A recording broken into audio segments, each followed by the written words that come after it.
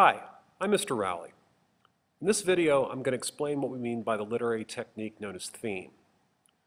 When you're reading a piece of literature, you want to look for something fundamental. You want to say to yourself, what does this writing say about the condition of being human? So think of it as a statement about the central or dominant idea expressed in the writing, or a statement about how people tend to behave under a particular set of circumstances. Ideally, you want to write a theme as a complete sentence.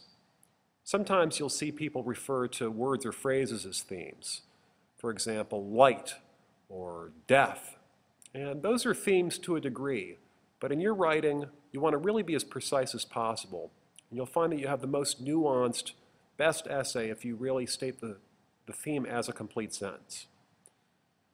You also want to be sure that it's specific enough, that your statement of theme is specific enough that it means something, but general enough that it can apply to other contexts.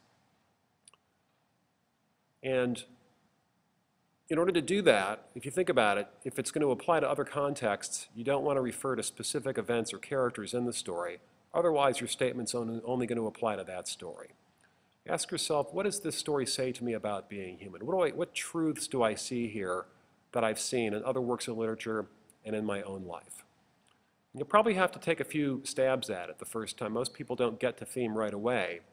When you have a sentence that you think might work as a theme, take a step back from it. Say to yourself, does this apply to the story? Is this really the heart of the story? And is this true most of the time?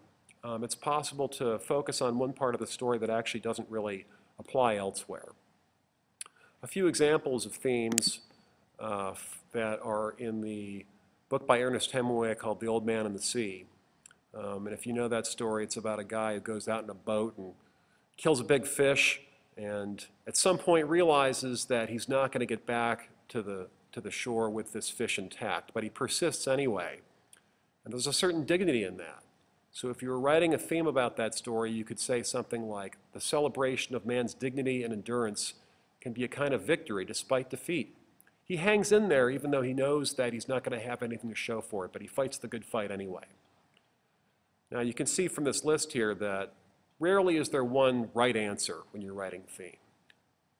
Life is very nuanced, and works of quality literature are very nuanced also, meaning that there's more than one way to read them, and there's more than one interpretation available. That doesn't mean that it's totally random either. There are things that you could say that aren't necessarily accurate, that aren't borne out by the text.